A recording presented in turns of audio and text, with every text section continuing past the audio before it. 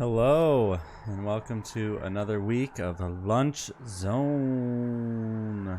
I am your host this week. My name's Eric, and so we're gonna be playing some video games. I am a Serious Plays, is the organization that we're through, and we are a collaborative of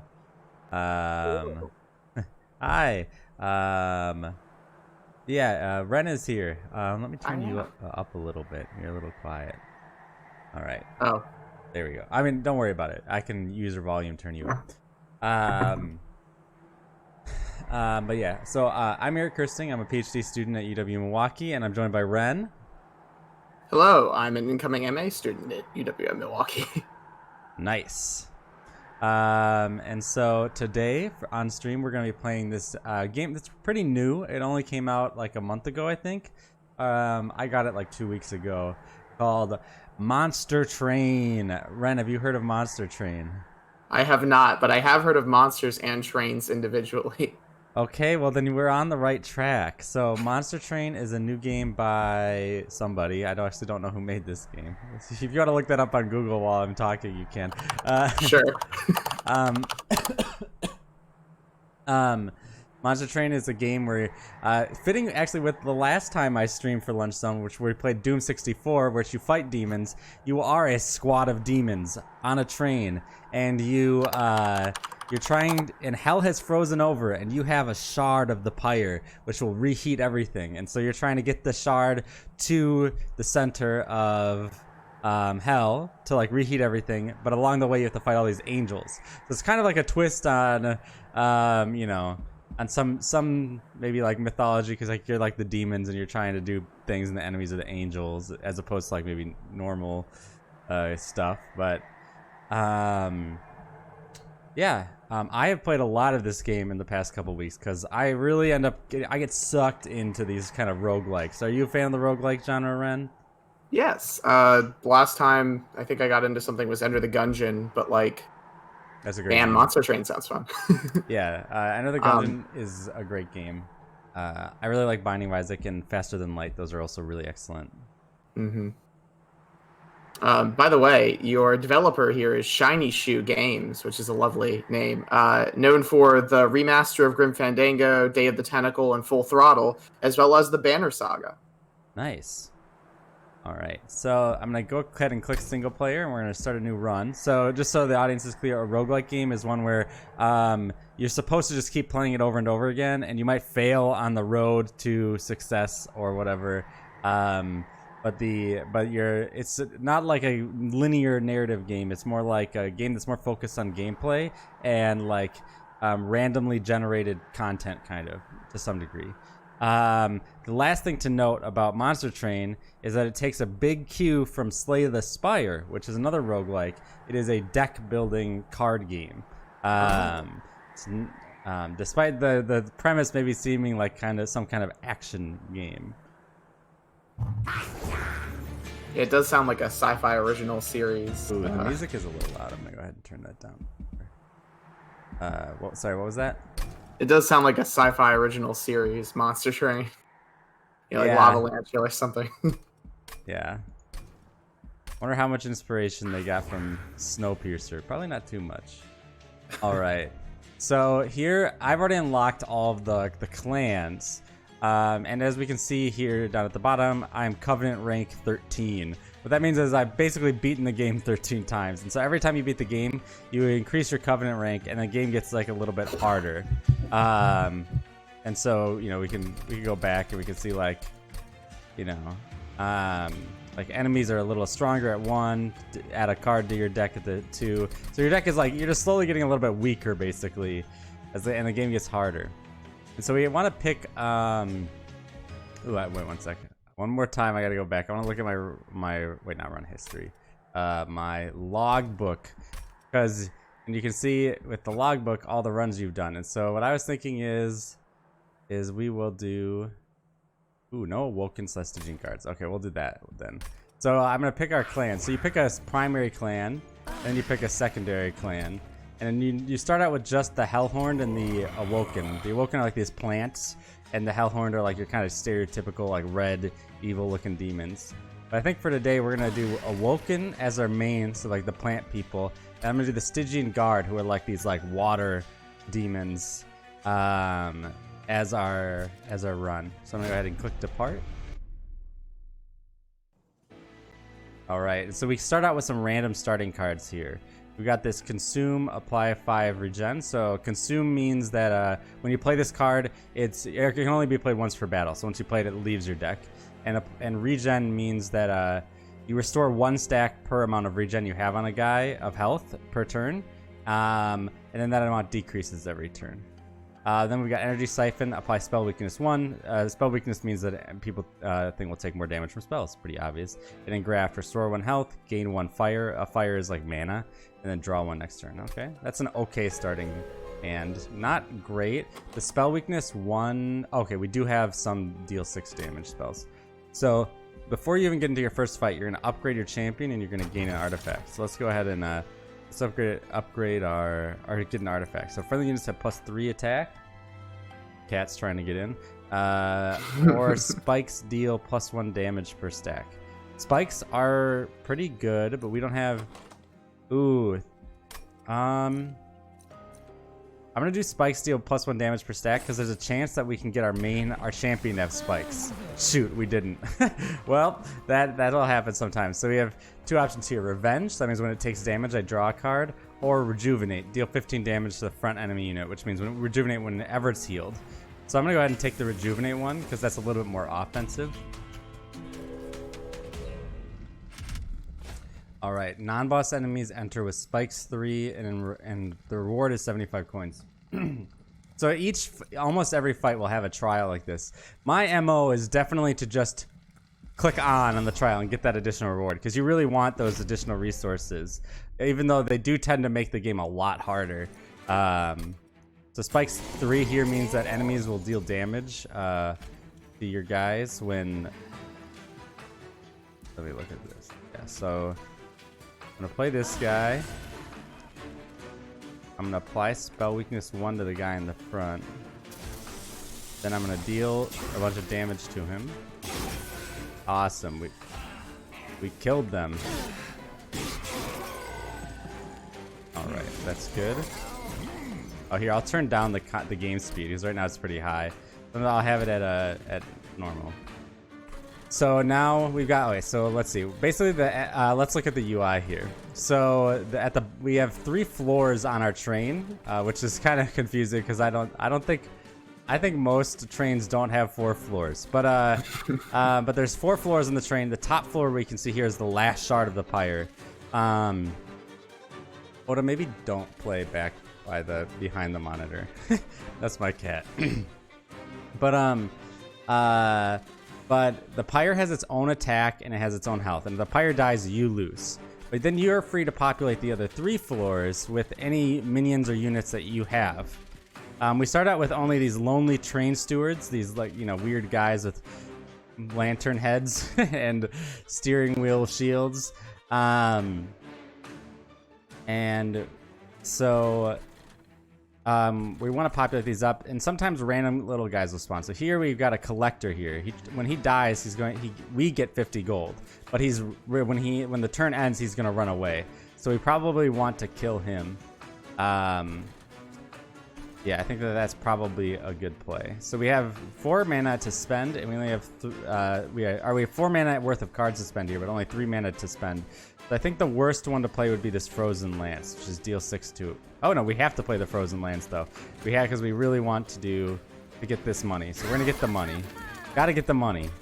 Always get the money. Then we'll go. String rents on capitalism. Then I'm gonna go ahead and restore some health to this guy. Consume. All right. And oh wait. Oh, we actually did have enough to spend all of our money, so that's good. All right.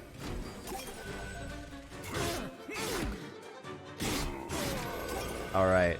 So this is going pretty well. So one thing to note is yes, there are these units that are coming up to the top, but they are not strong because they're bad units because they have no attack. So I'm still going to kill them because they have the spikes, and so I think the spikes will deal damage to the pyre. So we'll go ahead and kill them. But then I'm just going to keep restoring a bunch of health to Actually, we're gonna restore some health to our train steward back there. And then there's no harm in applying some energy spell weakness to that guy, I guess. All right, and we had to. I wonder if we're gonna have the boss here. We do have the boss. So we can see here the game's telling us like we're gonna deal 65 damage to the boss, and we're not gonna kill this guy in the back, which is unfortunate.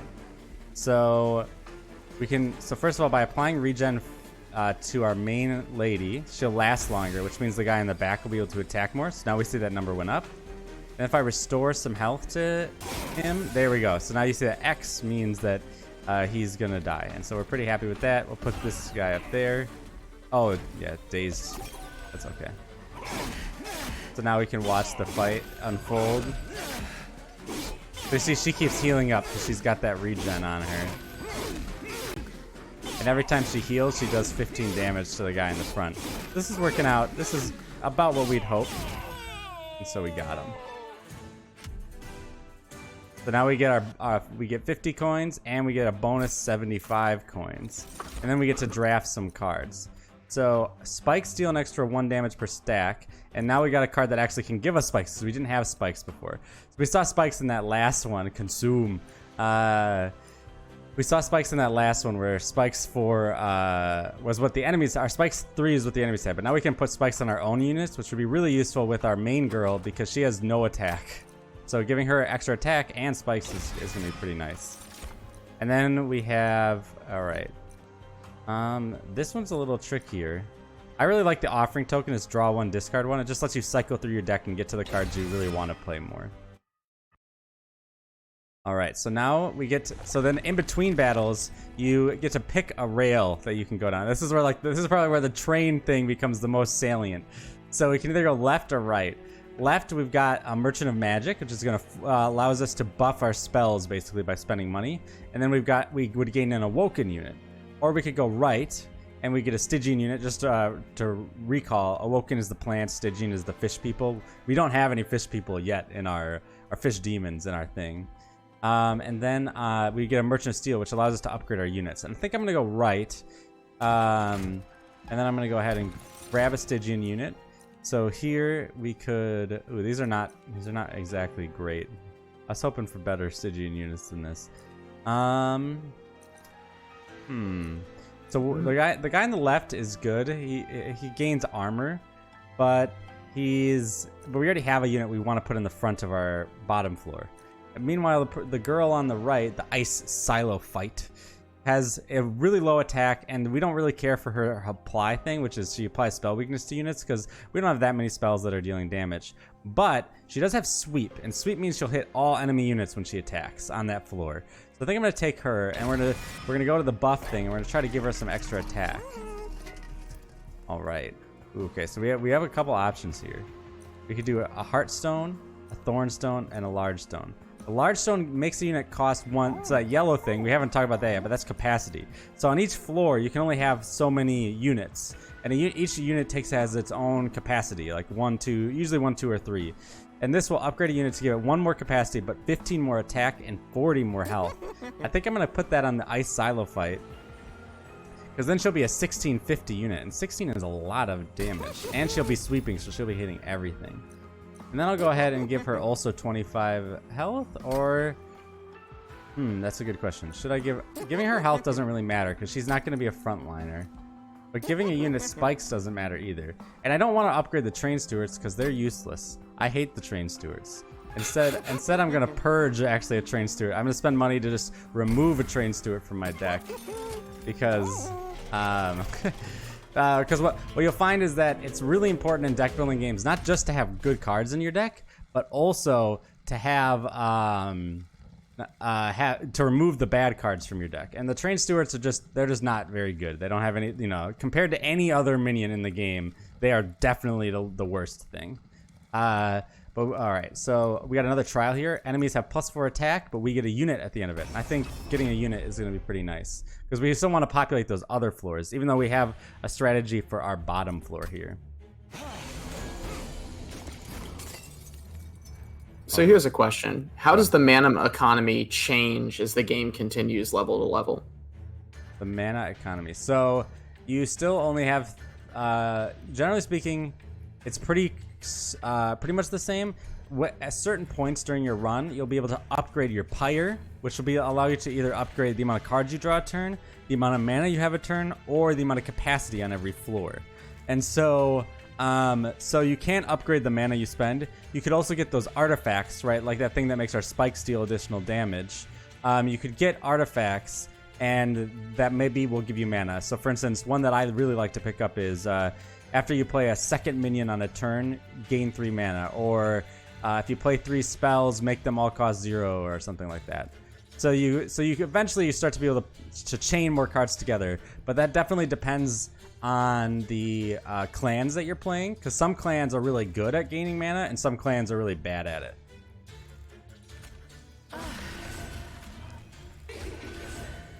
So I'm setting up on the bottom floor here our silo fight and the sentient, our champion. And I'm going to heal up our champion a little bit because that now everything on this floor is dying, which is good. So let's go ahead and let's throw a train steward up on the top floor. Just because when you play a minion, it is removed from your deck. So now we won't draw that train steward, so we'll be more likely to draw our good cards. Our sentient is not looking hot though. She's only got 8 HP. She's got a lot of damage that turn. Let's see what we can do here. She's going to die if we don't heal her more, but I think we can heal her enough. Yes, just barely enough. She's so she's not gonna die here, and everyone else is gonna die. So we'll go ahead and put another train steward up on that top floor, and everyone. All right, good. So we got that 50 gold from that from the collector there. That's good. All right. So now, let's apply spikes to our girl. So now her spikes deal 8 damage whenever a unit hits her, which is nice. But unfortunately, we didn't draw any heal. So let's see if we can draw any. Nope, we're not drawing any heal. All right, put another train steward in the middle floor. And then we're going to where my face, what is my face covering? Let me look at this for a sec. Where should I put my, this is actually a good question. When you're playing this game, where should I put my face? All right, I think that's better. Now you can see the end turn and how many cards are in my discard pile, and I'm not really covering up anything. All right, unfortunately, I really wanted to get heal before the final boss, but we didn't manage to get, okay. So the question is, can I just not die this turn? So I've got these 2 consume 5 regen on this, and I could give her like a lot of regen, but she's going to die this turn. Shoot, it was 4, 8, 12. Oh man, wait, yeah, I don't think we can. This is gonna hurt.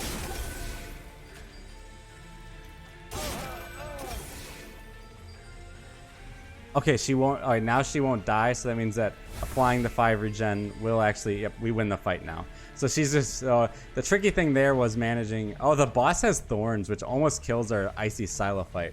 But the tricky thing there was managing to keep her alive enough so that, because once a unit dies, or I guess I kind of intuited that you guys would get this, but the front unit gets attacked first, and the back unit is safe behind them. So there we needed to try to make sure that our sentient doesn't just die right away, because we want that silo fight, who's got a lot of attack, to just be attacking every turn.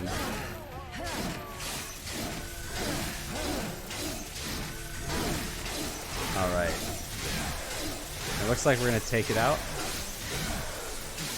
Just barely, but note that would have gone up to the next floor. We haven't seen that too much, but we would have been okay because our guys would have figured that out. And remember that the silo fight was applying spell weakness 1 every turn, and so what actually would have happened is our first spell against that guy would have done, I think it is, if it was at plus, let's assume it was plus 10, it would have done 10 times the amount of damage it normally does, which would have helped a lot. So let's look. Kappa's Caw asks, it's Kelly. So how does the satisfaction feel when playing appropriate cards versus inputting a good combo, such as fighting games? I think playing things in the right order is super important in this game, and getting the right. But I would say that it's a little different of a feeling than in a fighting game. Because in a fighting game, it's like this performative act of like chaining it together, where it's not just about doing it correctly intellectually, knowing like, yes, I need to do light punch into medium punch into heavy punch, but it's also about knowing like that it's like temporal, right? It's like I need to input it in the correct like within the time sequence. So like there's something very physical about performing a combo in a fighting game, whereas I think performing a combo in a card game, typically, especially in Monster Train, there's no stress for time. You could literally just sit on a turn forever and think about what you want to do. So it's just more about making sure you're doing things and taking your time in that case. So it's a little bit of a different feel. Hope that answers your question, Kelly. We're going to take Sharpen here because we have this universal buff to all spikes. So getting more spikes on our units is a good thing. And then we've got, we've got 3 things here. We've got the Ice Tornado, which costs 3 mana, so that's really expensive, but it deals 20 damage to a random enemy unit 3 times, which is pretty nice. I'm going to probably pass on it though because we are struggling. We just don't have room right now to play any 3 mana cards. But I think the Offering Token, draw 1, discard 1, is a good card to have. Then we have our unit draft, and we can add one of these units to our deck. These are actually pretty darn good options. So we've got the guard. We've already seen whenever he's gotten can't gain armor 3. What that means is that whenever I play a spell on his floor, he gains 3 armor, which is pretty good. Armor is basically like it's like Hearthstone. It pops right on top of your health. The Cold Kalia is a sweep unit like the one we already have, so she'll hit everything, and she applies Frostbite 3 to the attacked unit. Now, Frostbite is really an amazing debuff to enemies. What it does is they take 1 damage per turn per stack, and then the amount will decrease a little bit of the at the end of every turn it'll decrease. So if they're at 3, then they'll go to 2, then they'll go to 1. But because she's attacking like every turn with this, especially when you get to the boss, because the bosses, they'll keep fighting on that floor until they kill all the units on that floor. And so if you have this thing like hit the boss, let's say 10 times, the boss will take 30, then 29, then 28, then 27. So it's just a lot of added damage. And then we've got this Animus of Will, multi-strike 2, so that means she attacks 3 times, and then she does 3 damage per attack. But if we buff her, she'll be doing 13 damage per attack, and she's attacking 3 times. That's pretty bonkers. Between these guys, we're looking to kind of set up possibly other floors now, because we have one floor that's full on capacity. And so I think the best one for starting another floor might be the Cold Kalia. Applying that sweep and Frostbite is pretty good, and she's a good backup unit to our bottom floor too. All right, so now we can either upgrade units and gain a Stygian unit, or we can go left and upgrade some spells and restore Pyre health. Those are like our options. We have gained only 1 unit that we would really want to upgrade since the last time we upgraded units, but we would gain another, so we'd have 2 units. All right, so let's go right, and we'll try to really get a solid foundation for one of our other floors, because we already have a strong first floor, but that's not going to carry us the whole way. All right, so we have 2 options here. They're both incanters, so that means they get buffed when I play spells. One is the Siren of the Sea. Whenever I incant a spell, she gains +1 attack and +1 health. Or the Guard of the Unnamed. He has 5 attack and 15 health, and he gains 3 armor whenever I cast a spell on this floor. I think we already had, like, that girl that we just got, the Cold Kalia, she's a good backline unit, so I think I want to frontline her. So I'm going to take the guy on the right who gains armor, because he'll be a little bit beefier. And then let's go ahead and let's buff these guys. Ooh, upgrade a unit with multi-strike 1. I'm going to add that to the Icy Xylophyte. She has sweep 16. She already does 16 damage on an attack. So now she'll attack twice and deal 32 damage on attack. So our bottom floor is just looking nasty. That's going to be a hard ringer for the first round of enemies to go through. And then we've got upgrade a unit with +25 health and upgrade a unit with +10 attack. So I'm going to go ahead and I'm going to give the Sweeper, the Cold Kalia, that +10 attack bonus. Oh, just to note, a unit, we can see the slots are full in the Icy Xylophyte. You can only upgrade a unit twice, unless you get an artifact that helps with that. So I'm going to upgrade the Cold Kalia, because then she'll be doing 11 damage per attack, which will be good. And then I'm going to upgrade our Guard of the Unnamed with 25 health. So that way he's more of a guard, right? He's really good at protecting those people behind him. Alright, and then the last thing we have here is the Concealed Caverns. Something interesting can be found inside the Frozen Hellvent Cavern. So we go here, and then there's like a random events that'll occur, and that'll be... So we got... The train stops near some familiar crystals. The Covenant Memorial in the middle is refracted twice by the crystals surrounded it. One large, one smaller. In front of each, there are markings for a creature to stand and receive the remaining energy. Do you investigate the crystals further? We can either get Major Refraction,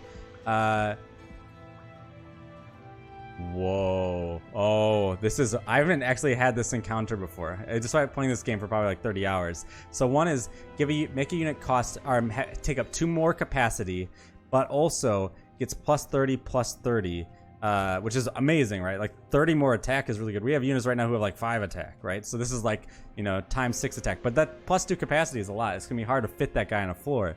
But I really like this other one, the small one, the minor refraction. Make a unit cost 1. Now I think normally upgrades can you can only put 2 on a unit, but with these special ones, I'm pretty sure you can apply them to any unit, even if it has full upgrades. So we have the Icy Xylophyte, who currently is costing 3. If we reduce her to 1, then we could actually fit 3 units on our bottom rung. And we can. So we're gonna reduce her to 1, and now so if you recall, we put on her the large stone, which actually increased her capacity by 1, and now we're able to reduce it down to 1. So she'll actually cost less capacity than normal. So that's actually really good. So I'm really, really happy. That was a great random event for us here. All right, and now we're gonna fight Daedalus. If you know Daedalus from Greek myth, he created Icarus. Or he created Icarus's wings, rather. And then, of course, Icarus then flew too close to the sun. But Daedalus was also just a famous inventor in Greek mythology. But now we're going to kill him. Or he's going to kill us. Ooh, this is actually going to be a little tricky. So, okay, one thing to know about Daedalus is that he summons a bomb on random floors. And the bomb does a lot of damage. Typically, you want to remove it. All right. So we kind of have a tricky dilemma here of exactly what we want to do. So we know we want to play our 3 units here, but the question is, do we want to play them on the bottom floor? And there's a good reason not to. It's that these guys all have this buff on them called Rage, which means they have bonus attack right now. And presumably Daedalus is going to keep summoning these Rage guys. But the nice thing is, just like Regen, like where we noted that goes down every turn, or the Frostbite, which goes down a little bit every turn, so does Rage. So these guys will only have 1 attack by the time they reach the top floor. And so I think what we're going to do is we'll set everybody up on the top floor. And yeah, we're going to set everybody up on the top floor. Just like so. And that way, being on the top floor, they will they'll just take less damage from these ragey boys. And so then I cast a spell to kill one of the ragey boys. The bomb explodes, and then they're gonna move up a floor. All right, so yeah, we see. Yep, we made the right decision because there's even more ragey boys here now. Okay. And so then what I want to do is I'll put our Guard of the Unnamed here, and I'm going to let me look at this. Definitely want to play this on you.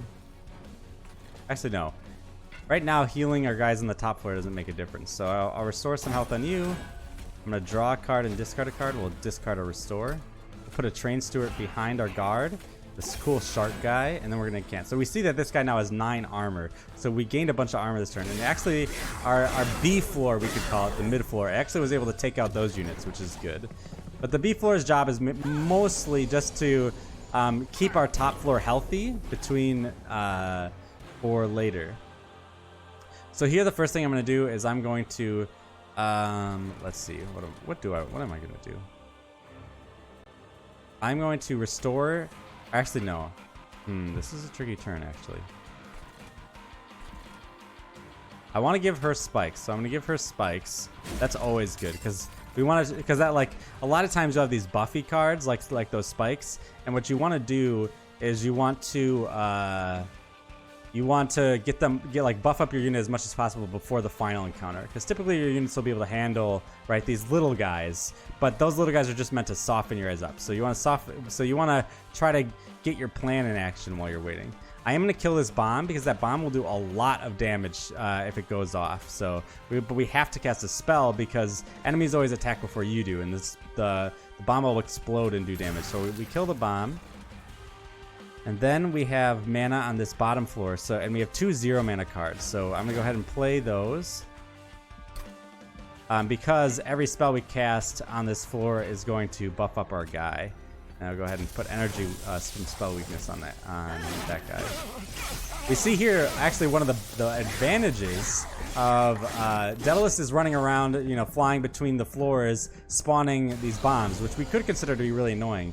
But we saw there that because he's flying on that back on the right side of the screen, he actually is able to. We're able to attack him with our units before he actually comes in as a boss, which is pretty useful. All right, let's see. Here, I want to put this consume apply 5 regen on our main girl so that she's just nice and full up, and she's gonna take 2 damage this turn. We're fine with that. And then let's go ahead and we'll play 2 spells. Oh wait, do we want to play Sharpen on her? That's a good question.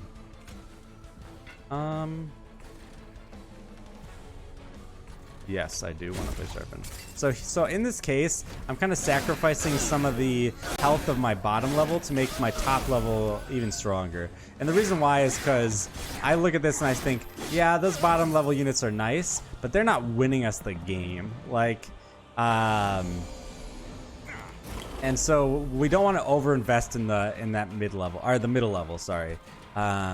Because if we do, then if our top level is too weak, the top level is what's going to end up winning us this thing. So here we can see that our girl is going to take 2 damage, and they're both going to die. So we're fine on the top floor, pretty much. We might want to give her a quick heal, but more importantly, we might want to keep our middle floor a little bit more safe. So we can deal 6 to an enemy unit. So we're happy with that. Then we'll do it again, which now we've reduced the amount of damage he's taking by a significant amount. We apply spell weakness to one of those guys, which is going to give him a little bit more armor, so now he's not taking too much. Then we'll restore a little bit of health to our main girl up at the top.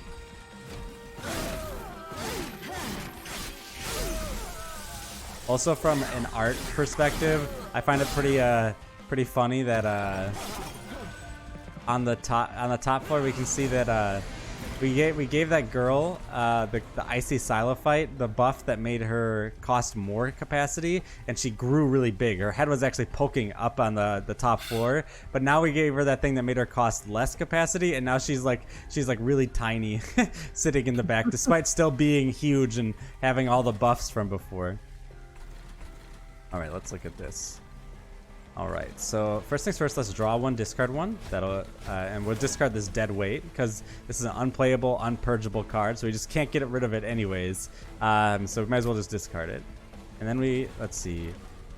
I think what I want to do is I'll Frozen Lance once, and then I'm going to restore health twice on this guy. So now he's actually going to take 0 damage, all things considered. And but they're also not going to kill this lady, but that's fine. All right. So we'll check top floor first. Those guys are going to die. It's good. So far we haven't had any units actually have to go fight our pyre, which is nice. So now we're in the middle floor. And as you can see, our middle guys are not very good. They're only going to do 15 damage to the boss. But they are going to take out the boss's his lackey here, who's this Disciple Protector. So let's go ahead and we'll draw an offering token, and I'll discard this Train Steward because we can't play it anyways. And then I'm going to go up to the top floor here, and I'm going to apply more spikes and attack to our main girl. And I'm going to apply Regen to her. And then I'm going to scroll down here, and I'm going to apply Spell Weakness 1 to the boss. And then we're going to call it a day.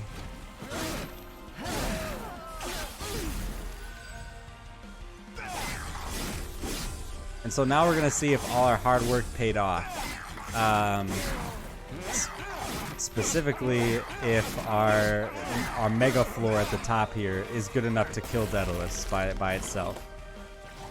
It is. In fact, not a single one of our units is going to die, so that's good. So I could just click end turn and just like finish this off, but I do actually want to just see what I draw and play out my cards just to see how much I could have done. So yeah, so pretty darn good. Like gonna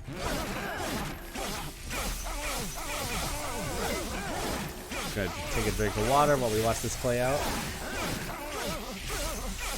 It's very satisfying in the way that a child taking 2 action figures and slamming them together is very satisfying. Definitely. All right, so we gained 75 coins. And we get options on 3 things. Ooh, the shard channeler is kind of neat with our current composition because right now we're just slamming a lot of spikes on our main girl, and spikes would deal an additional +1. So we already have spikes deal +1 per stack, and so that would mean that now they deal 3 +3 damage per stack, that's a crazy high amount of damage. Like once you get to like 5 spikes, that's like 15 damage returned back at the enemy. So that's definitely an option. We've got 2 X cards. We actually haven't seen any X cards yet, so let me explain them. So an X card means you spend all your remaining mana when you cast this, and then the bonus is based on the X. So for instance, Awoken's Rail Spike will draw X cards and enhance all cards drawn this way with -2, so they cost 2 less. Which is pretty good with our deck, because I don't even think we have a card that costs more than 2. We don't. So that would basically draw X cards, they're all free, which is pretty nice. And it's consume. And we got Spike of the Stygian.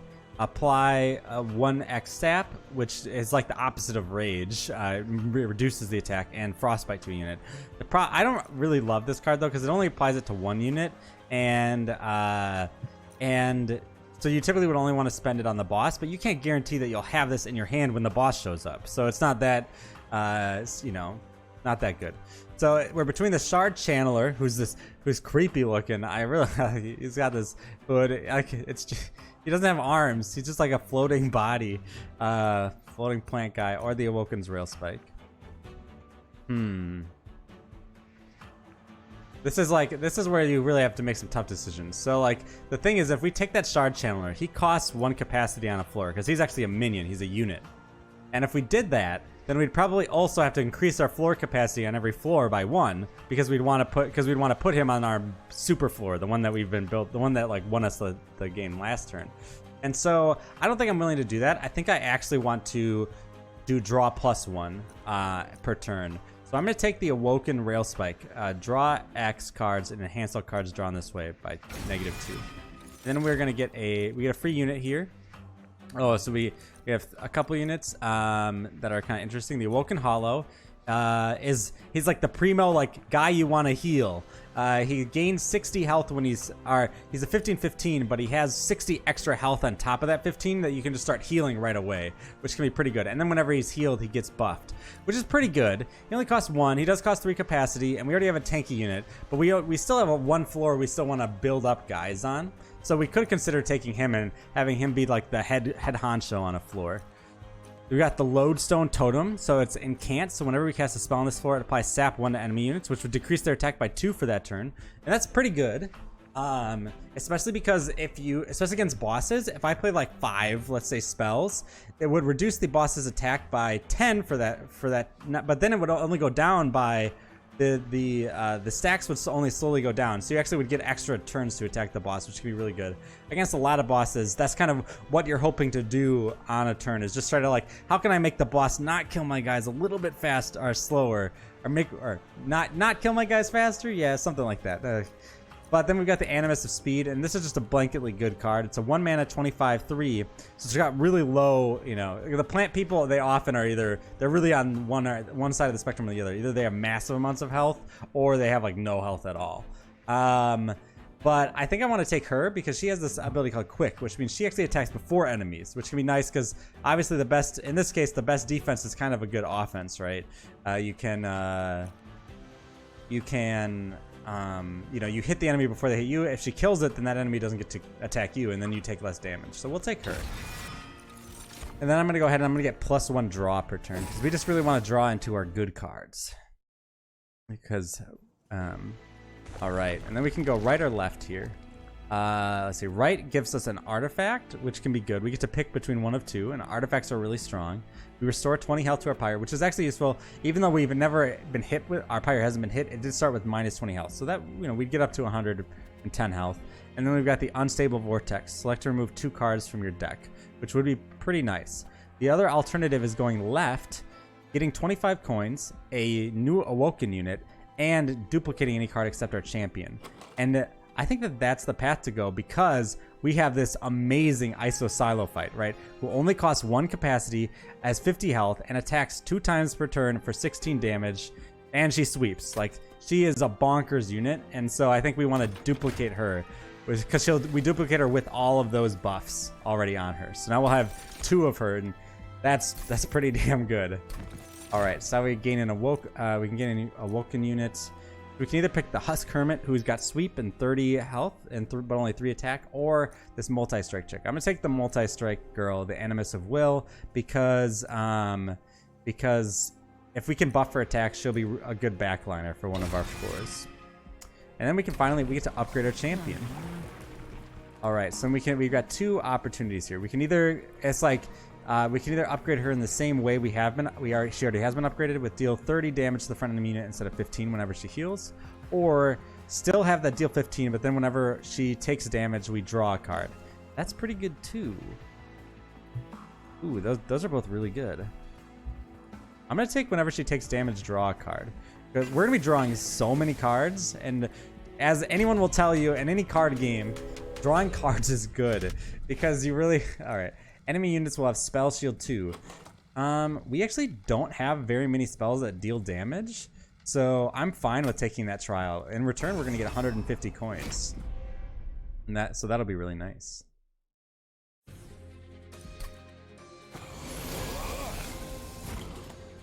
All right. So I'm gonna put her on the bottom floor because I want to be drawing cards and stuff. So put her on the bottom floor. I'm gonna put this guy. Ooh, actually. Draw 3 and enhance all the cards. Let me just make sure. Yeah, I'm gonna draw 3 cards here, I think, and then make them all cost less. All right, cool. So we'll put this girl here, and she'll now be killing a bunch of those guys, which is really nice. We'll heal our girl so that she does more damage to that front guy, and we're gonna go ahead and throw a train steward on the top floor. Just for fun. So we didn't get to play our guard here, which is a little unfortunate, but this guy in the front, the only one who's going to be living, he has 0 attack, which means if he makes it up to the pyre, he actually won't deal any damage to it. So we don't really worry about that. Hey, we get to kill the collector because we threw that train steward up. So the collector does spawn on a random floor, but so far this run we've been pretty lucky. He tends to spawn on a floor we just happen to throw a train steward on. All right, so let's go ahead and put an icy silo fight here. Yeah, we'll put her there. We actually got our other icy silo fight, so I'll put her on the middle floor. And then we have a bunch of spells here, and I want to heal up our girl a little bit so she does 15 damage. And we're not gonna kill this clipped guardian, but he'll be pretty close to death. I think our girl here will take him out.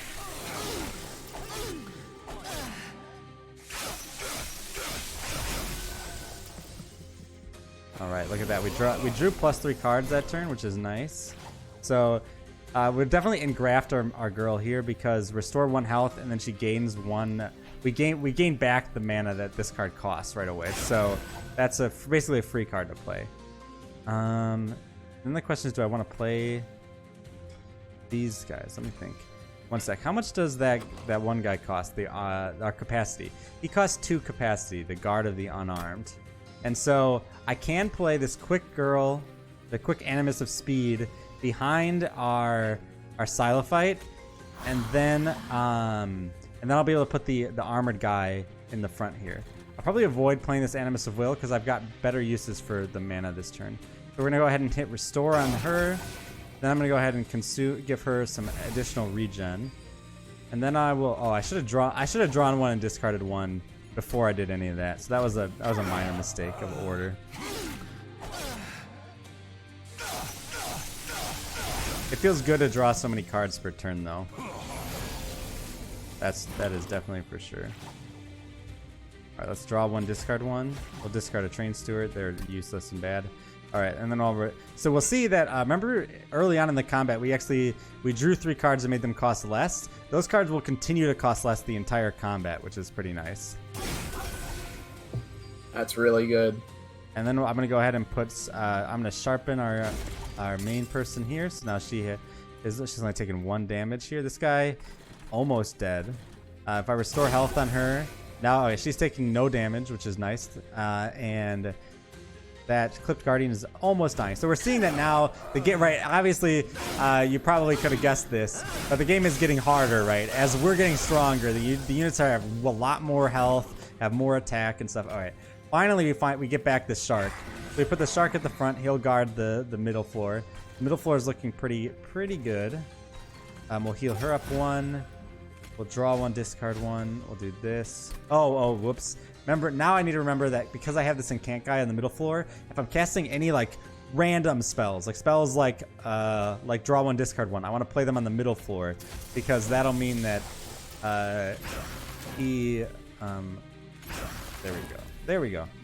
Wait, how come you're not? Oh, he had he had a spell shield on. I was like casting spells to deal damage to him. Like, why isn't he taking damage? Because I took that thing about spell shield. All right, so we'll see.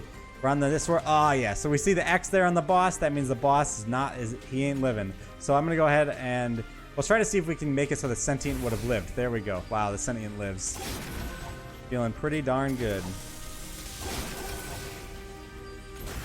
All right, so we managed to kill the boss before he even left the bottom floor, which is good. And we had actually a pretty strong middle floor too now.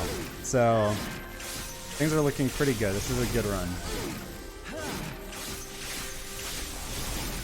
I'm gonna go ahead and speed it up a little. Go ahead. Go ahead.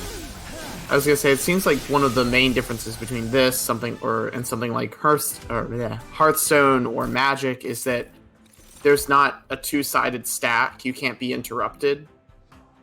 It's just the stack of how you play your cards. Yeah. So I guess, how does that affect the gameplay as far as like what you're anticipating, how you're thinking about putting cards down in a row?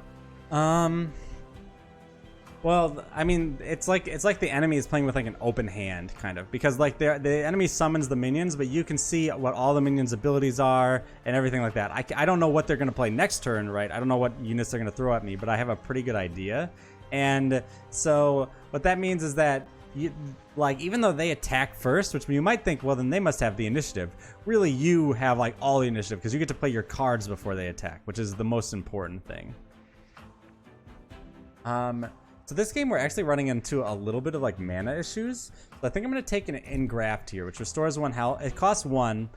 Oh, but the spikes is so good. That's like apply spikes 8 to a unit, actually. Ooh, that's so good. I'm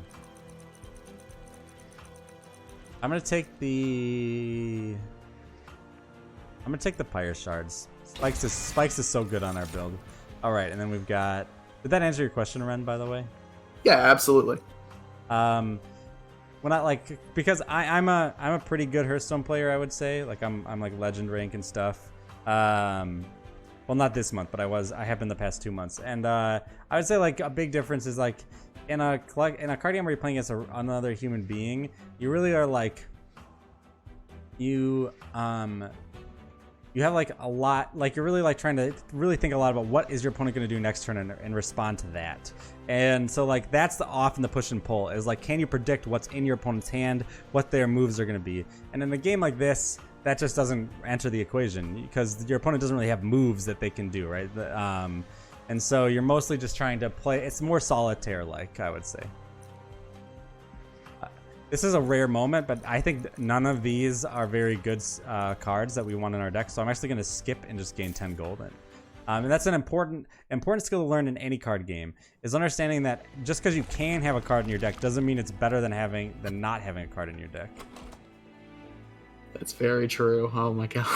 So many bad Is-It decks in Magic were built that way. Just put everything into the deck. Yeah. All right, so we have 2 ways we can go, and they're both pretty valid. I think I'm a little less concerned with removing cards from our deck, which is what we'd get for going right. Let me look. How many units? We have some units we could upgrade here, but upgrading units I don't think is the biggest thing that we need right now. I think upgrading of some of our spells would be good. Getting an artifact is good, and we get some extra money. So I'm gonna take the left route. Gain some coins. Let's gain an artifact. When a consume card is played, deal 30 damage to a front enemy unit. Or we could just continue down our massively awesome spike route. Gnarled Root, grant +1 stack of spikes each time it is applied. Which is, I mean, that's really good. That's more spikes, right? Like, alright, so we're pretty happy with that. So now let's go upgrade some spells. So first of all, we can upgrade a spell to cost 1 less. Upgrade a spell with +20 magic power and consume. And then upgrade a spell to give double stack. Double stack means that it gives twice as much of whatever it gives. So I think it's really obvious that we want to double stack one of these sharpens so that a unit is now gaining 10 spikes instead of simply 5 on that one, which is really nice. And then I'm going to go ahead and I am going to make that one spell cost 1 less, so now it's easier to play. So we're pretty happy with that. Give a spell plus 20 and consume. So I think I'm going to put that on one of these restores, right? Instead of restoring 2 health, it will restore 22 health, which is that's a big difference. And so that could, you know, that is just a great card that we would want to have. And then we finally get to do this thing that we haven't done yet, which is re-roll. So we can actually, we only can re-roll once per shop, but that is going to put 3 new upgrades in front of us. All right, so then here we've got upgraded spell that costs 1 less, upgraded spell that have plus 10 magic power, and upgraded spell to gain permafrost. The plus 10 magic power, I'm going to put on another heal. Not the one we used to put consume on, but just a regular restore. So now it restores 12 health. I'm going to put the upgraded spell that costs 1 less. I'm going to put that on the other sharpen. So that way we just have an easier time getting rid of these spikes. And then finally, we've got upgraded spell to gain permafrost. Permafrost means that when we draw this card, it will sit in our hand until we play it. We don't discard it at the end of the turn. And I think I would like to put permafrost on... Let's see.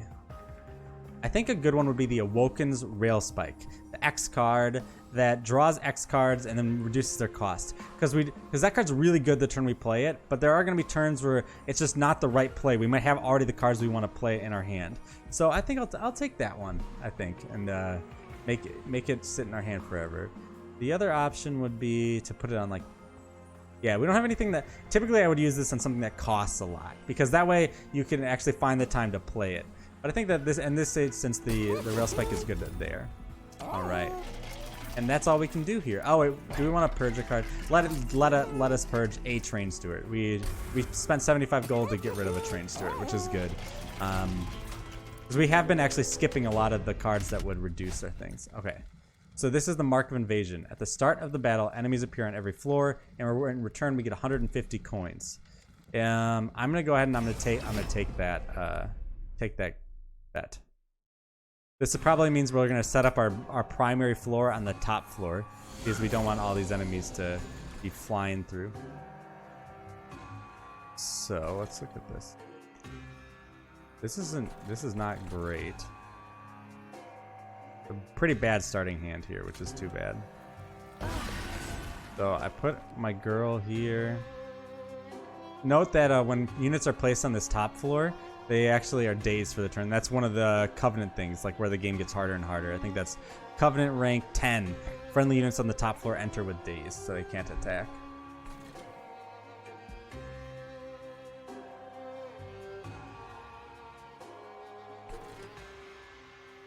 All right.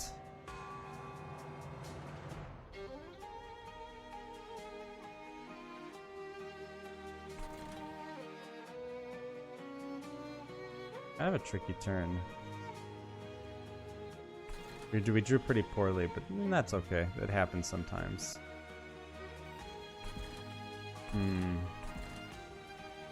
So I think I want her to take the 3 damage. So what I'm gonna do is I'm gonna play 2 Frozen Lances on this floor, and then I'm not going to play any of my other units because I don't want to mess up my awesome floor here, and these guys will just die to my opponent. But I will apply Spell Weakness 1 to this guy because that card is free, and then we're gonna call it a day.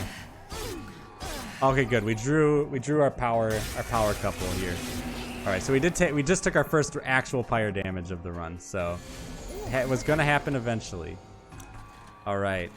Ooh, okay. So here we only have 3 mana, and we have a lot of stuff we maybe want to do.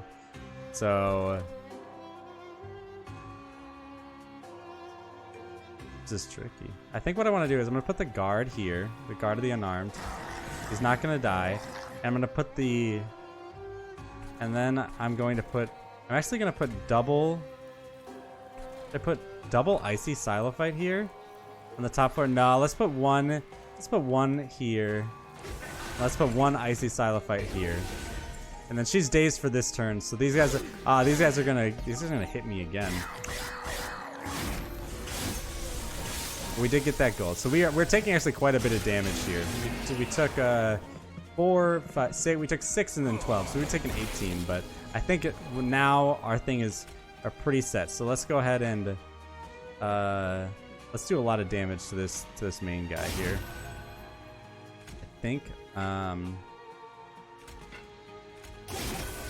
he's not quite dead, which is annoying. Oh, if we put Sharpen on her, he's probably gonna die.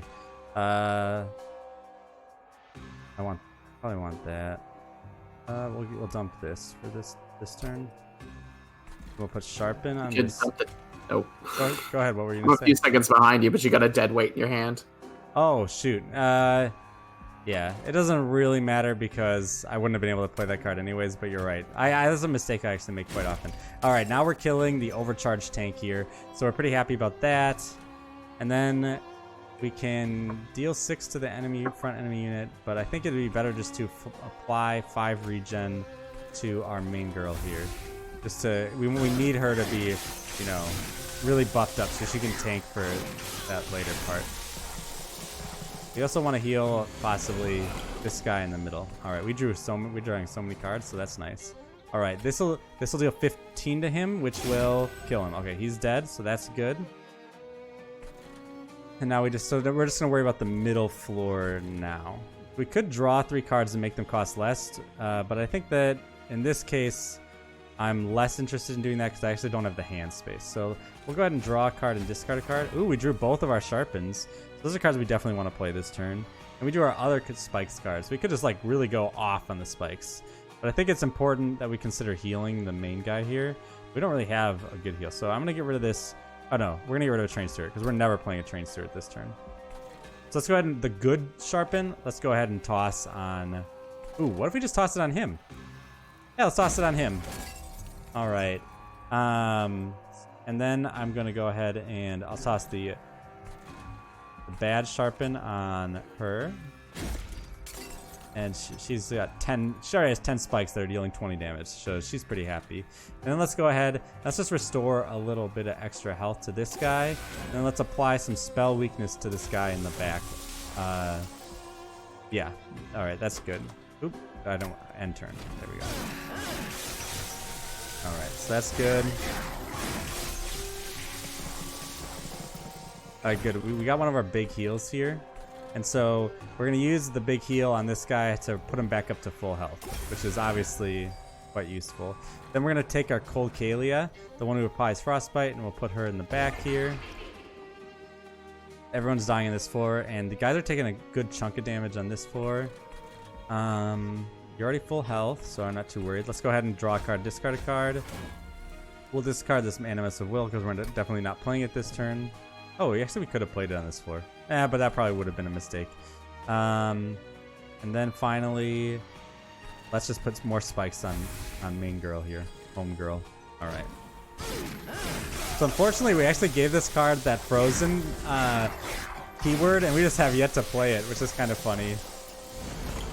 All right. I hate this boss, the Crystal Cloak. He starts with Stealth 8. So what that means is that for 8 turns, you can't attack him. It's so infuriating.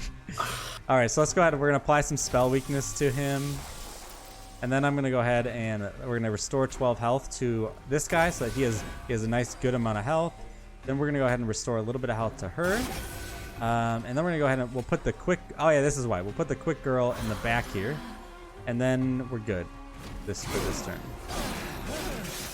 I love how many cards we're drawing. We're drawing through our whole deck like a bunch of times, which is quite nice. All right, so let's add more spell weakness to this guy. Just because he has stealth, you can actually still target him with spells, which is kind of weird. It's kind of contrary to what you'd think. The nice thing is, because we can see he's taking damage, we know that he will lose all those stealth stacks before he gets to our real power floor. So he thinks he's doing okay, but he's boned. Let's go ahead and add the spikes to our main girl up here. Let's go ahead and don't put restore on her doesn't actually do anything. Restore on either of these guys doesn't do anything. I could do this. It has spell weakness. So it takes ×3 damage from the next spell. So we'll do that. ×3 damage is nice. And then we'll do one more Frozen Lance, I guess. Kind of a weird turn. We didn't, but... So you see, it's just literally massacring our units. We only got a couple attacks off, but now it's gonna die. You're a goner. All right. And then let's go ahead and just do some of our sharpening, draw some cards and discard some cards. I just like playing out all my cards because it makes me feel good.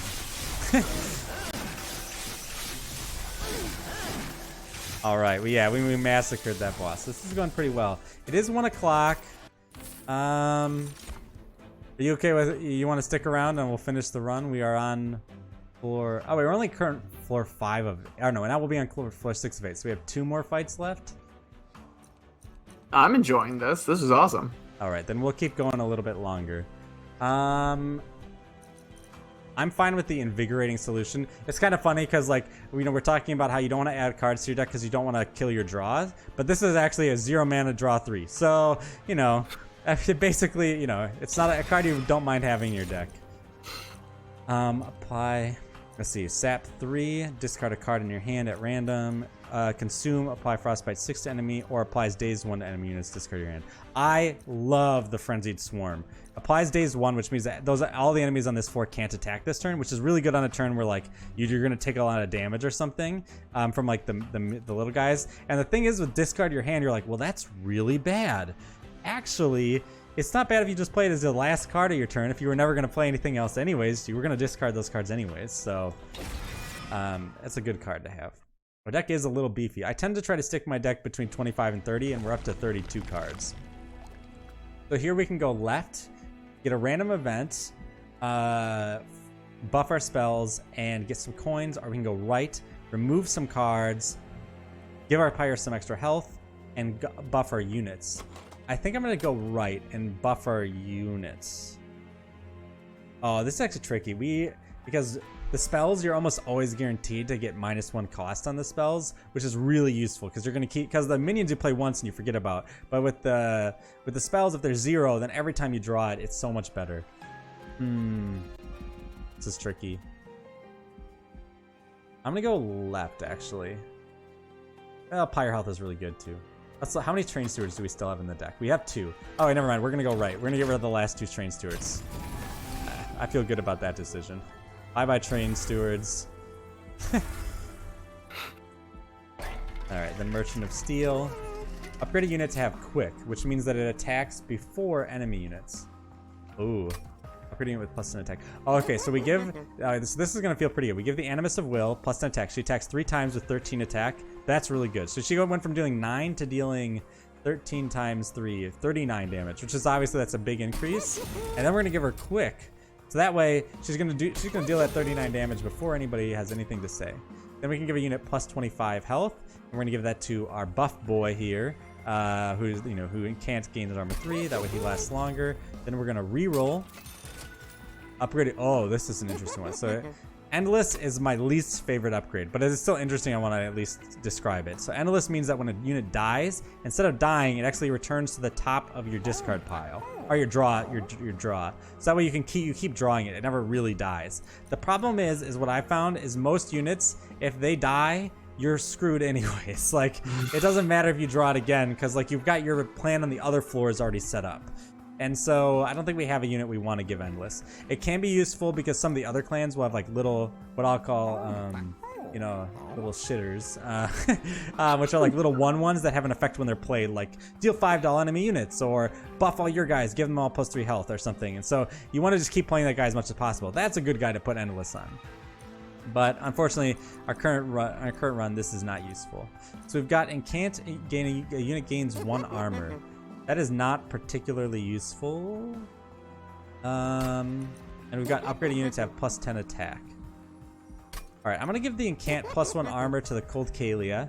That way she'll gain just a little bit of armor. She'll be a little bit beefier. It can be useful because some enemies in the game will have like spikes or things, like, so they could accidentally kill my Cold Kalia, right? But if she's gaining that little extra armor, she'll be okay. And then I'm gonna go ahead and give my Animus of Speed +10 attack. So that way just give her a better chance of killing something before it kills us.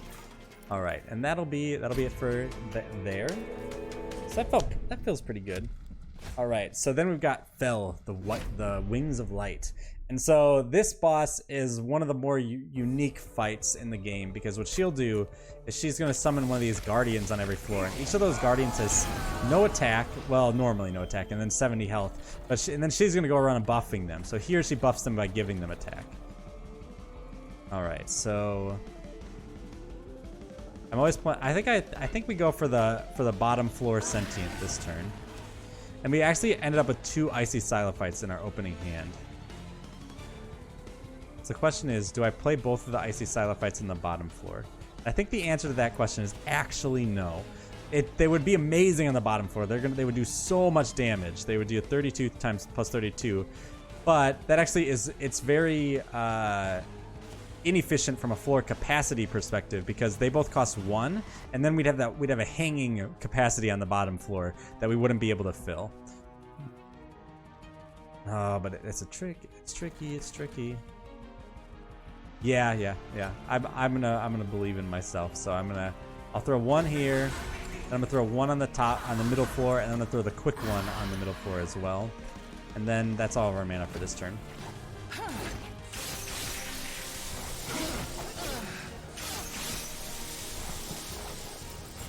Okay. So we did draw the Cold Kalia, so I'm gonna go put her in the back of the bottom floor. Oh, so we want to be careful. So remember, we have guys with Incant, right? That ability when we cast a spell, our guy gains armor. This guy here gains the armor when we cast spells, so we want to be careful there. So we'll go ahead and put our Incant guy up here, big beefy shark boy.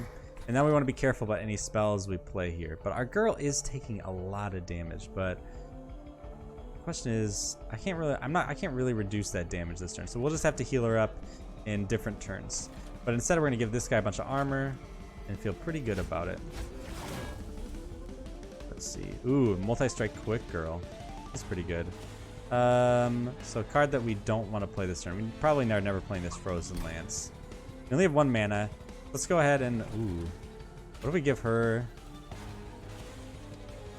Yes, I am willing to give this guy the spikes and give that guy 10 armor. I think that was actually a good play. Oh, but I should have played the Engraft first. That was a mistake. All right, then we're going to apply spell weakness to this guy. That guy's actually going... Oh, shoot. That's bad for us. This guy with 12 attack is going to make it up to our Pyre Room, it would appear. But we can't do much about it now, so don't overly worry about it. Well, our girl's going to die this turn if we don't do something about it. So let's look.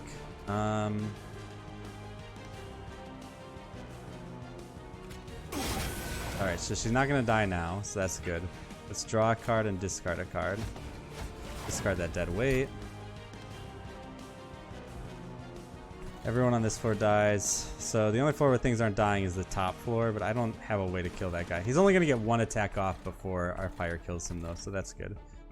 But let's go ahead and draw 3. Game? Why didn't I draw 3? I did just play a card that said draw 3, right? Maybe you draw it on the next turn? One sec. Maybe you do. Maybe I misread that card. Draw 3 next turn. Oh my gosh. Well, that's kind of funny. Let's draw 2 cards and reduce their cost. Yeah, let's do that. All right, and then I'm gonna play 1 here. Then we give her some regen so she takes a little less damage. Then let's go ahead and every unit's gonna die, so there's no real reason to. Well, we'll apply spell weakness to this Alabaster Guardian.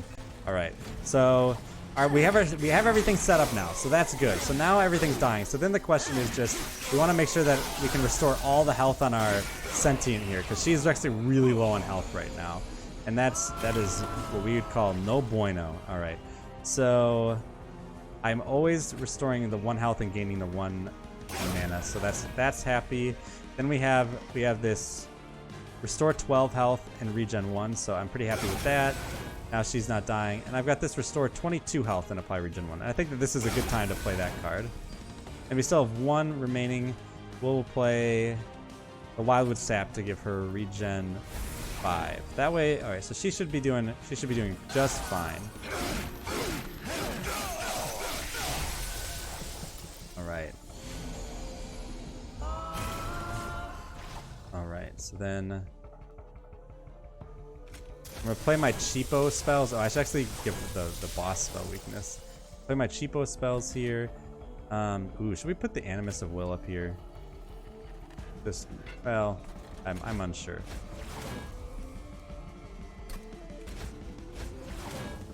So I'm just giving this guy armor in the middle. Let's go ahead and keep healing our main girl here.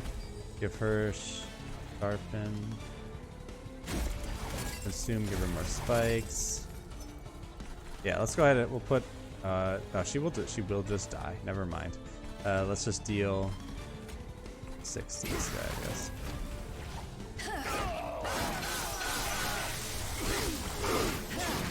Alright. Things are going pretty well. I would say this looks like a 1 fight. Everyone's gonna die on this floor. Our main girl's gonna take 14, so we probably we actually we're so low on cards now, and that we just are drawing almost our whole deck every turn, which is pretty funny. I'm gonna keep applying spell weakness to the boss. Right now this boss has got 8 spell weakness, which means they're taking 9 damage, or 9 times the amount of damage from whatever we hit them with next time we hit them with something. So that's pretty good.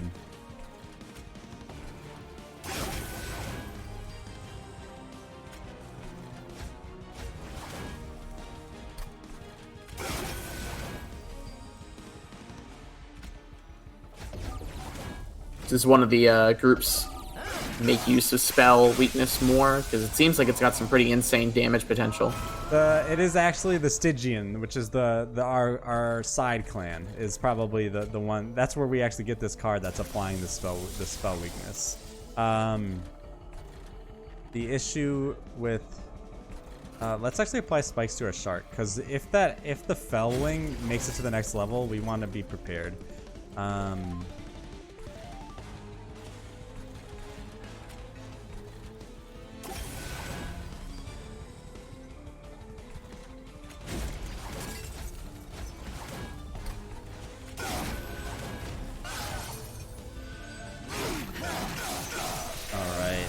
Final wave. Alright, so it's the boss. We are not going to kill the boss yet.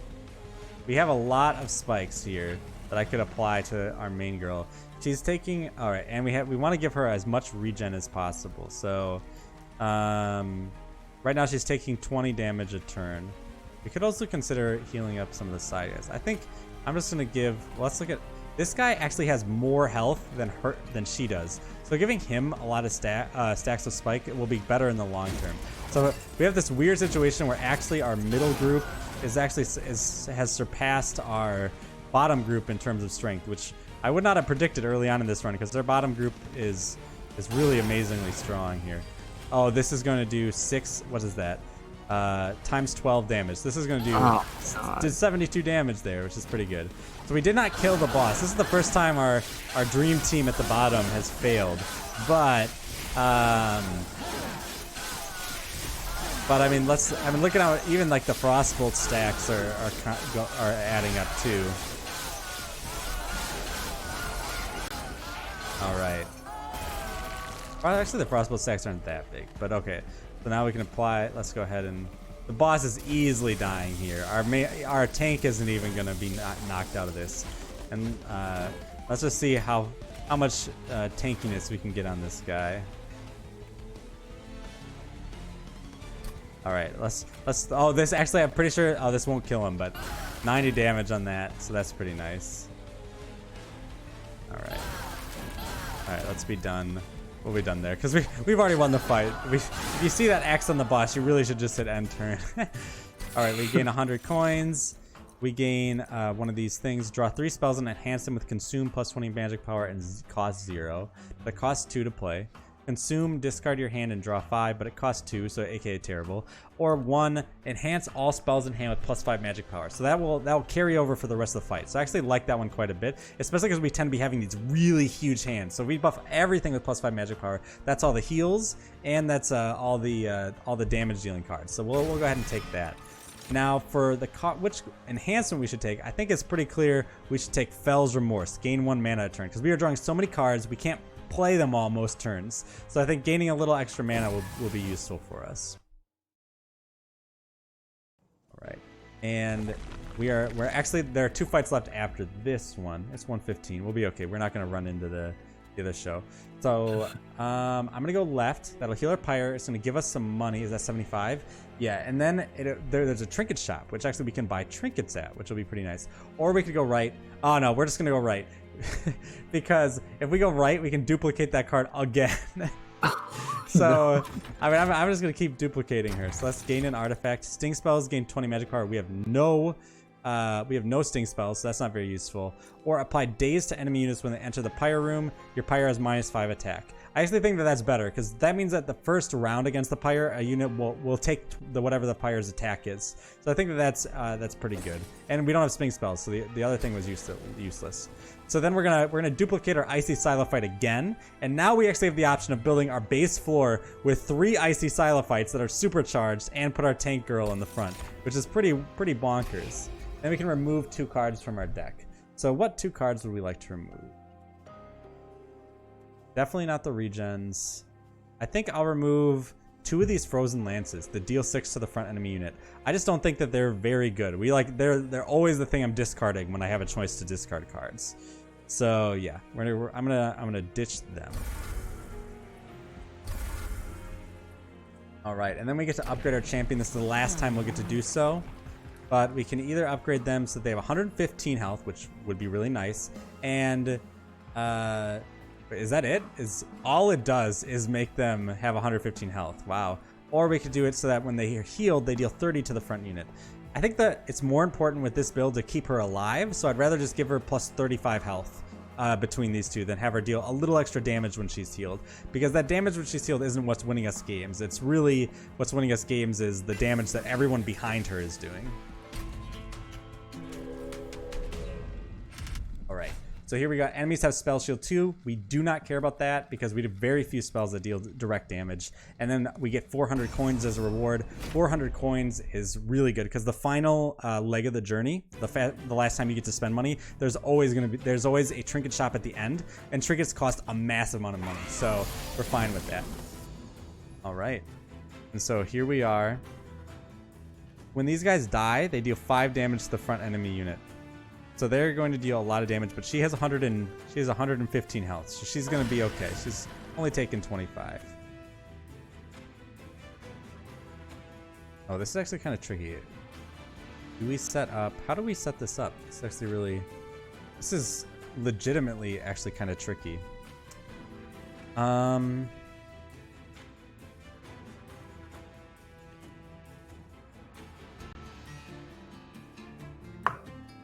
Because what I was thinking is we'd make Power Floor with ×3 of the of our deal 16 apply spell weakness person.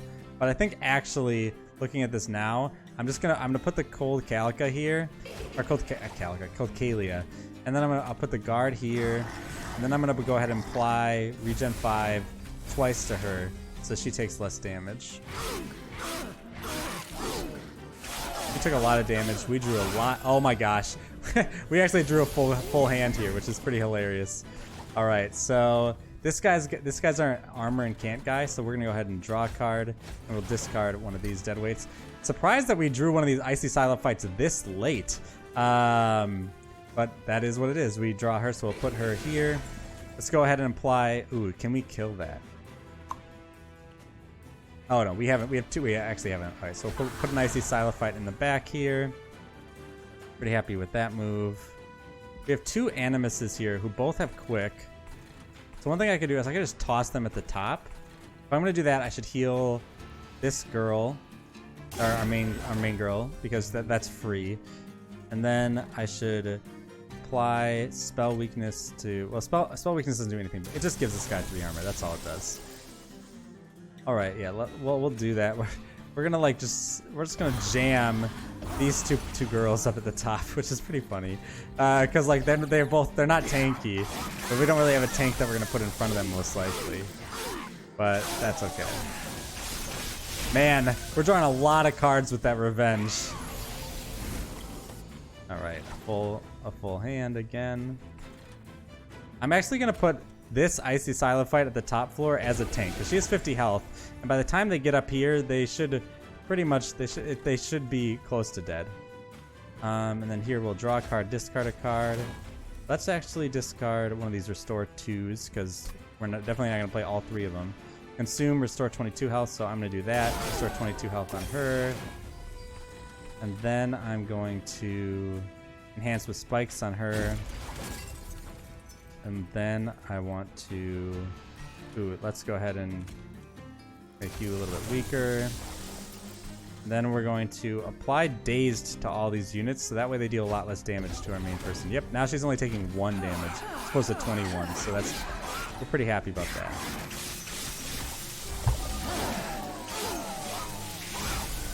This is tricky. All right. As you can tell, things are getting a lot more difficult.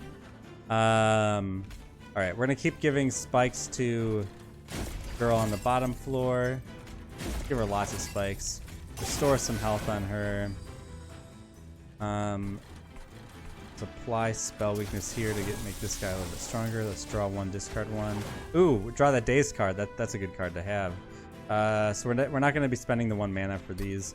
Then I'm going to play this. Then I'm gonna Dazed all the enemies in this floor again. So the Dazed card is like coming in really in handy, as you can tell, because it's like we probably have negated like 50 or 60 damage on our champion in this early section of the game.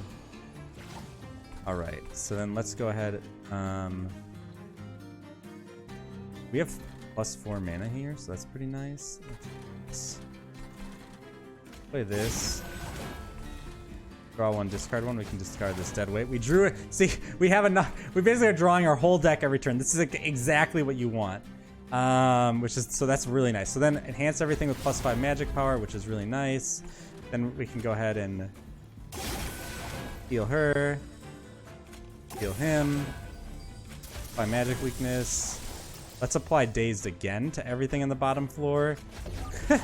Oh my gosh, that is really working out in our favor exceptionally well.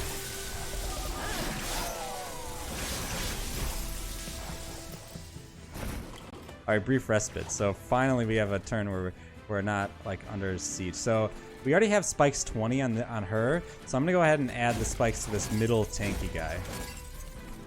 And we'll go ahead and heal her a little bit. Draw 1, discard 1, discard the dead weight. Restore 12 health is going to be good on her because she actually has health missing. We're going to apply 5 spikes to her. Then we'll go ahead and apply spell weakness to this guy. Alright, so we definitely survived this one, which was actually kind of tricky. But now we have the boss, so we'll see how we do. We're not going to kill the boss, but we are doing 705 damage. And if I enhance our main girl, we'll give her some spikes. Go ahead and put some spell weakness on that guy. We could apply Daze to enemy units so they deal less damage, but that would discard our hand, so we should probably do that last. Do this. Let's draw 2 cards and drop their cost down by 2. Not amazing. Things are getting intense in the monster trade. I'm gonna peace out. All right, bye, Kelly. Do this. Draw 1, discard 1. Oh, we can't Daze them. I accidentally spent that last mana. That was, it's not a big deal. All right, we deal 850 to the guy. We're gonna draw our whole deck again because she's gonna take so much damage here. So I'm gonna go ahead and speed this up to super ultra speed because it still takes a while. All right. All right, then we're all right. So then we're going to kill him. So I'm just gonna click end turn. Just let it happen.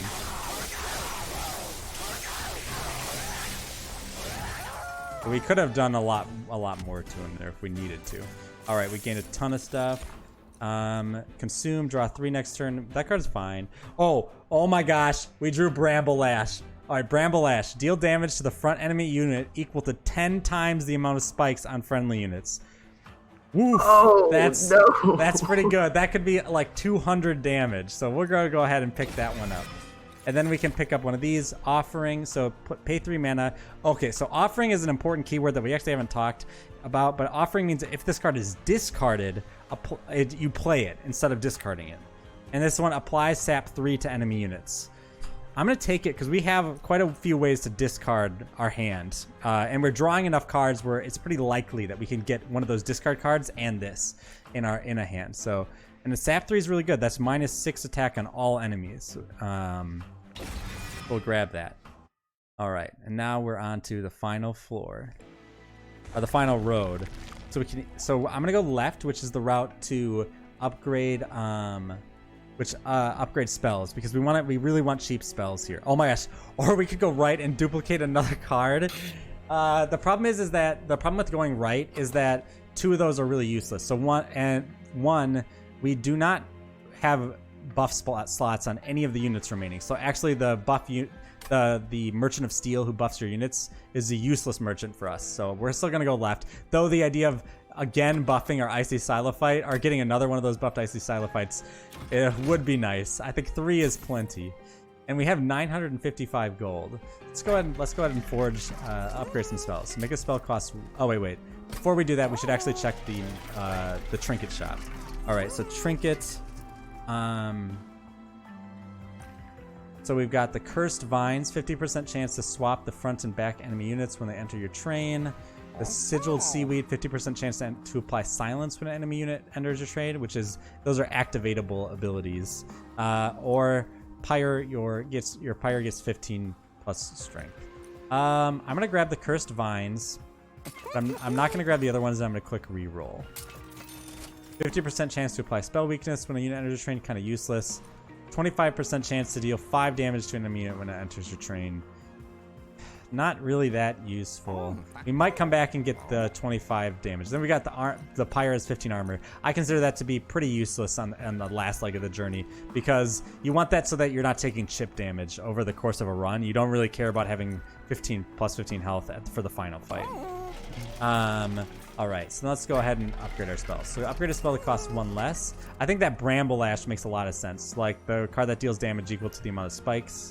We're going to do that. Give us spell plus 10 magic power. Let's go ahead and put that on one of our restores, so that way it heals 12. And then give a...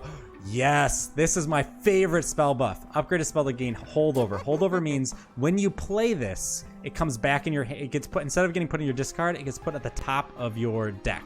And so I'm going to put Holdover on... oh, I can't do it on... I was going to put it on the Sharpen spell that... the really good Sharpen, but I realized that one's full. We could do it on the Bramble Lash. So it costs 1, and it deals damage to the front enemy unit equal to 10 times the amount of spikes. Or we could put it on the Frenzied Swarm. Let's put it on the Bramble Lash. I think that'll be really good. And then I'm gonna go ahead and hit reroll to get some new buffs. Double stack, so we'll put that on our Sharpen, so that way it gives us plus 10 spikes.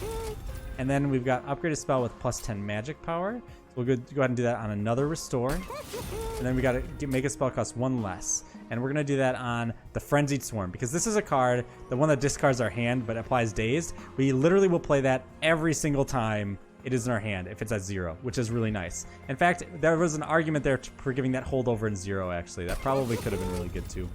All right, so now we still have 400 gold. So let's go back, and we will buy the Infused Mallet, because maybe it'll kill a unit or 2. And we could purge some cards from our deck.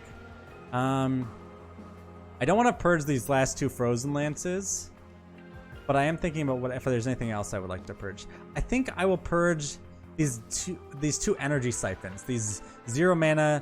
No. I actually want to keep all my spells. I don't want to purge any spells, because I just checked, and the final boss, he devours their spells. What that means is that the first spell we play each turn against this boss will actually get consumed instead of put in our discard pile. So we actually want to... We probably want to keep some shitty spells in our hand, for lack of a better word, because then we can actually just throw away the bad spells, right? Instead of losing our good spells. So I'm actually not going to remove any more spells, but here we go. Final boss. Oh, man. So the thing here is the first spell we play each turn our first spell card played each turn gets consumed. The nice thing about that is we actually have a lot of consume cards in our deck, and those also count. So even though they already have consume, they count for that. So that's pretty nice. Ooh. Bad starting hand a little bit.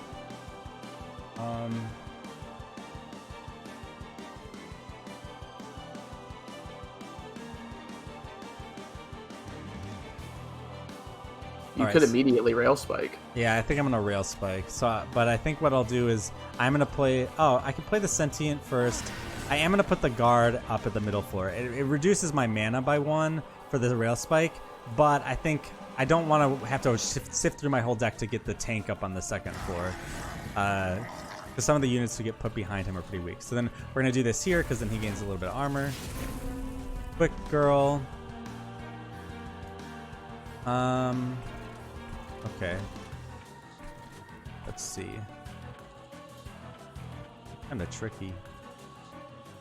So I will end up applying daze to all the enemy units. Let's apply spell weakness to the front guy. We'll frozen lance him. Restore 12 health so that she deals a little extra damage here. I'm gonna go ahead and put the quick person on the top floor, and then I'm gonna go ahead and apply daze so that she doesn't take any damage.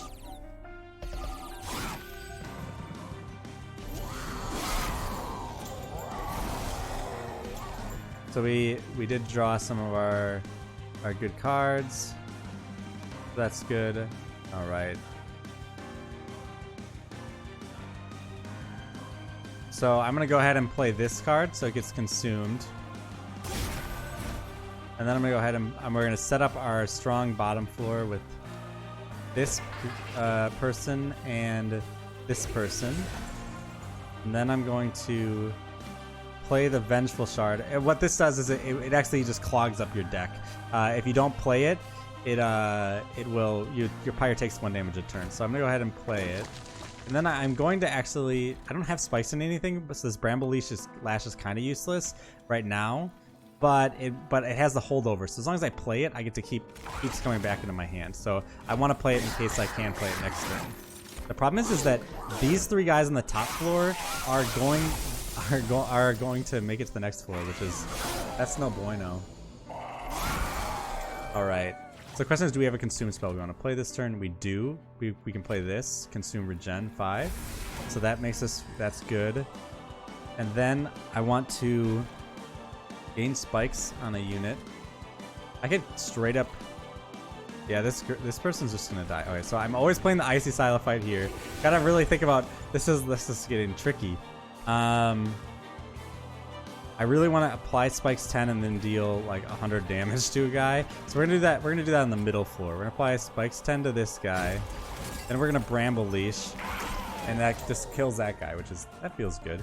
And we have 0 mana now, so we will just apply spell weakness to the boss because that'll give this guy a little bit extra armor. And our Pyre is going to take a lot of damage right now. So this is not very good start. We didn't draw like our Icy Silophytes right away, which we use to populate our floors. But 88's fine. 88 really is not that bad. All right, so this card naturally has consume. So if I play that this turn, we're not disappointed. And then we're gonna play an Icy Silophyte on the middle floor. And then we still have a bunch of stuff.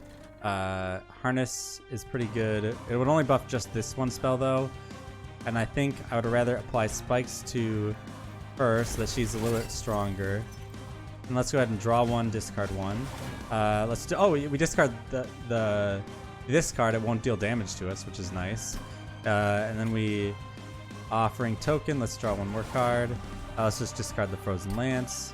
This guy is so close to death. So this is kind of tricky. This will do 50 damage. This will just kill that guy. So then our guy doesn't take damage. So I think that's the right play. All right. Things are looking pretty good. All right, so this spell already has consumed. So again, we play that first because then we don't have to worry about it. And it costs 0, so we're not too upset about it. All right. So then let's go ahead and sharpen our main person. Then I'm gonna apply daze to all these units at the end of the turn. So now what I want to be thinking about is what am I going to be doing on this middle floor? I think applying Sharpen to this guy. And then bramble spiking to kill the guy in the front is pretty good. Then we're going to go restore 12 health to this person. And then we discard our whole hand. Man, these turns really are complicated, especially because we're drawing so many cards.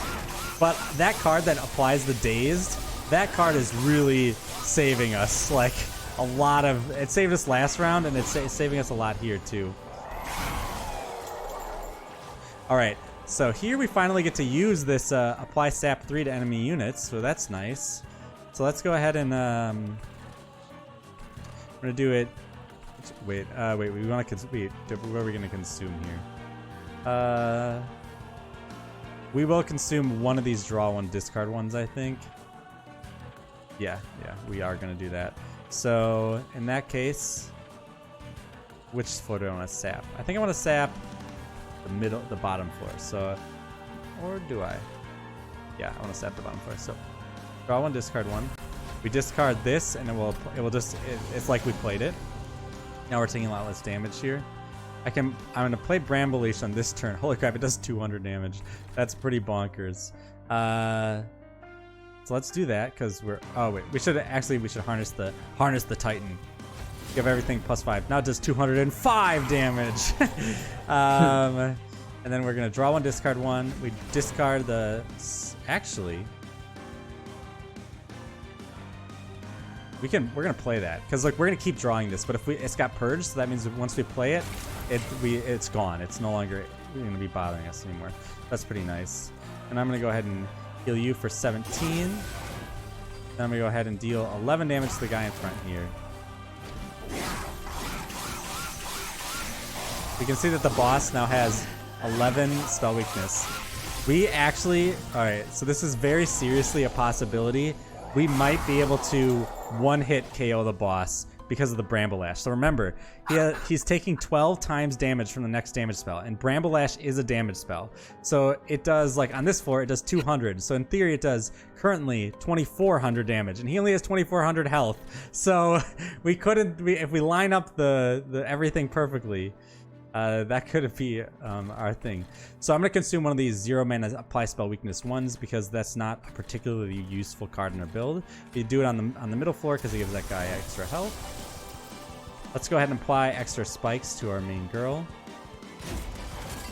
I'm always playing Bramble thing, and so I'm going to do that here because it'll kill the front guy, and then that will mean we're almost taking this floor out. Those guys are dying. Play this. Let's go ahead and restore some health. Go ahead and restore some health. Let's go ahead and play this Vengeful Shard so we don't take any extra damage.